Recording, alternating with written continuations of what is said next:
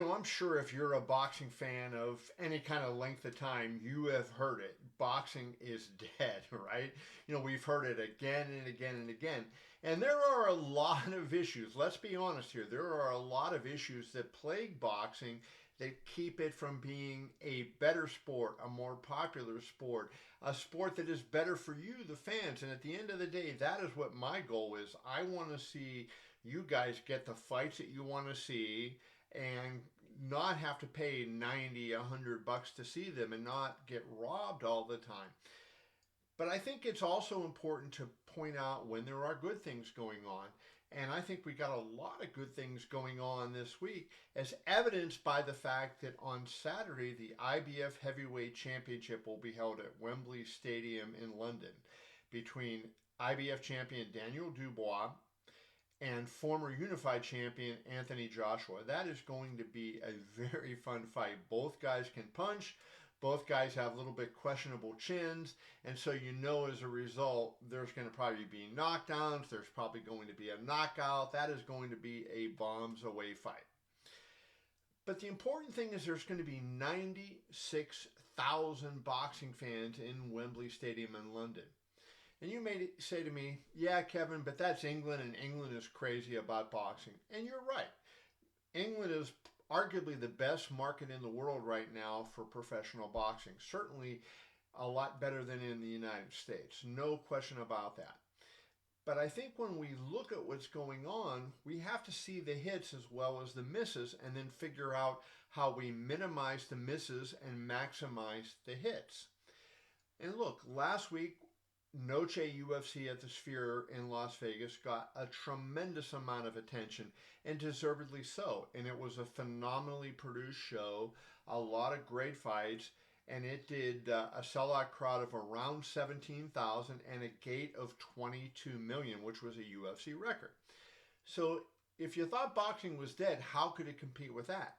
But Canelo Alvarez put on a show at T-Mobile Arena, and they did a gate of 17 million, and they sold out with 20,400 roughly in T-Mobile Arena for a fight against an opponent that everybody knew he was going to beat. There was no question about the outcome of that. That tells you that when you make the fights that people want to see, when the stars fight, when you create stars, and that's really what this is all about, then boxing is popular. People want to see it. Now, you might bring up to me, well, Kevin, Canelo Alvarez, he is Mexican, and a lot of Mexican fans came to Las Vegas to see the fight because it was Mexican Independence Day weekend. And again, that is true. But what it is showing is that you can get people to come out to fight if you give them something that they're interested in. Now, far too often, and I look at the betting odds all the time on these fights, and I know you can't go strictly by the odds, but we look at these cards and you have minus 1,800, minus 900, minus 1,000, plus 1,250. Those kind of numbers tell you one thing, that we have a lot of fights where the outcome is largely predetermined. And we have to get away from that in boxing. We really can't keep going into these fights where every fight we know who's going to win the fight, or it'll take an act of God to have the other side win the fight. That is not going to grow the sport. That is not going to help create stars. And unless you have somebody like a Mike Tyson, right? When Mike Tyson was coming up, it didn't matter what the odds were. People didn't care because they knew he was going to do something wild in the ring. He's going to knock somebody's block off. You knew that was going to happen, and you added to that kind of the charisma Mike had and all that. That led people to want to watch no matter what. But there are very, very, very few fighters where that is the case. But what has to happen is boxing has to promote all fighters on the card, and they have to start by making even matches all the way up, right? So what the tradition in boxing has been is, especially if you sign a young prospect, you're a promoter, you're a manager, you sign a young prospect, you want to get him wins and you want to get his record to 15 and 0, 20 and 0, 25 and 0. and then you feel like now people are going to take him seriously. But I think the boxing fans are a lot more sophisticated. And look, maybe Vasily Lomachenko deserves a lot of credit here. He won the gold medals in the Olympics. He turned pro. He wanted to fight for a world title in his first fight. The sanctioning bodies would not allow that. So it took him into a couple fights into his career. But what did we see? We saw Lomachenko with 400 some amateur fights turn pro at the highest level when he was fighting evenly matched fights right from the beginning.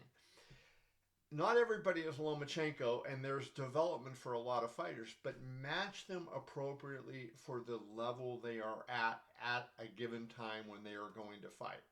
I don't care how good your prospect is. His 15-0 record means nothing to me if I look and he beat guys like me and you, right? We don't care about those kind of fighters. But if we see that, hey, he's beating tough guys and growing and getting better, then we're interested. And then we want to see, hey, this guy might turn out to be something. And I think it also is better for the development of the fighters. Like, two fighters in particular always stand out to me for the matchmaking and how it helped them. And that's Oscar De La Hoya and Floyd Mayweather.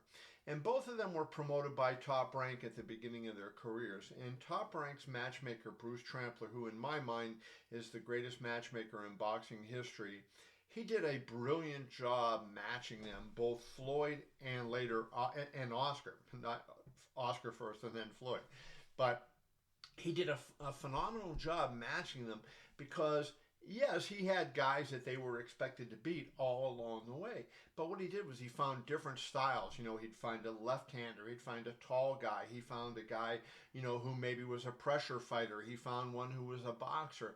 And he exposed those guys to different styles. So when they finally saw it, when they got to the top level, when they were fighting the best guys, when they were fighting for world championships, nothing they saw in the ring surprised them. They had already seen it. I've said this before on things that I've done, but Floyd fought a guy named Tony Pep. And Tony Pep was not a great fighter, but he was very tall for the super featherweight division where Floyd was fighting at the time. And Bruce made that match for one reason, because he knew that eventually Floyd would probably fight Diego Corrales, who was also in the super featherweight division at the time and was a very tall fighter. So that is a big thing, right? So Floyd had a chance to fight somebody who wasn't Diego Corrales, who wasn't good at Diego Corrales, but he was a similar fighter. And so as a result, I think that's something that we need to take more seriously. Like when we're building our fighters, when we have the meetings with the manager and the promoter and the matchmaker, pick tougher opponents for your guys because they'll become better fighters in the long run. It'll make the cards better for the fans who are buying the tickets and watching on television. It'll be a much more enjoyable experience. And then at the end of the day, we will have more prepared fighters when they're at the top level. So I think boxing has a lot going for it, but it has a lot of problems yet to solve. There's a ton of problems, and it's a worldwide sport, and I recognize how difficult that makes it to regulate, because what we can do in the United States is different than what can be done in England, and what can be done in Mexico, and what can be done in Japan, and hundreds of other countries where boxing matches are held. So it's not like there's an easy solution, but I think we have to start by controlling what we can control. The quality of the matchups, the quality of the cards that you put on, the quality of the promotion that you do.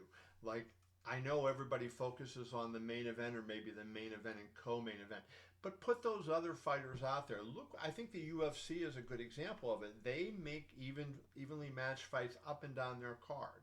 And so as a result, when those guys are on a show, you might not know if they're great fighters or not, but you know you're going to see a fun, entertaining fight. And people get to know those fighters because they're interviewed by the media every week and they're out there and they're promoted. And so when they are, if they do develop into something, they're known and people know who they are. Let's do that in boxing. Let's control what we can control. Now, what can the fighters control? They can control taking the best fights that they can, especially when they get to the world championship level.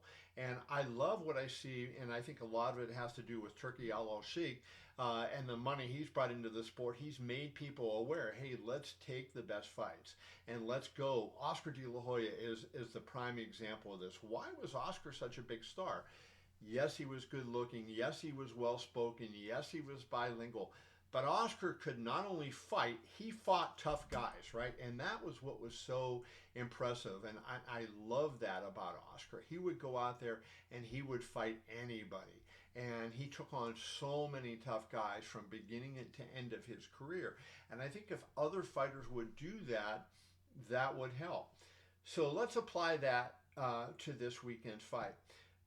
Both Anthony Joshua and Daniel Dubois have lost to Alexander Usyk, who is the heavyweight champion of the world. Usyk, of course, won the undisputed title when he beat Tyson Fury. The IBF strips him of its belt. So Dubois wins that vacant belt. So Joshua, so it's really a phony belt, but the IBF is recognized as a major body, so it's a heavyweight championship fight. Does the winner fight the winner of Fury and Usyk? Well, if Fury wins, then we have one apiece with Fury and Usyk. So do they fight a rubber match, or do we have the winner of Dubois and Joshua fight? What I would like to see, to be honest with you, is the winner of Joshua-Dubois fight the winner of Fury-Usyk, and the loser of Fury-Usyk fight the loser of Joshua-Dubois. I think that would make some entertaining fights. Now, if Tyson Fury loses, does he continue to fight on? He will have lost back-to-back fights at that point. Who knows? They are scheduled to fight in December. We have a lot of time until we have to worry about that.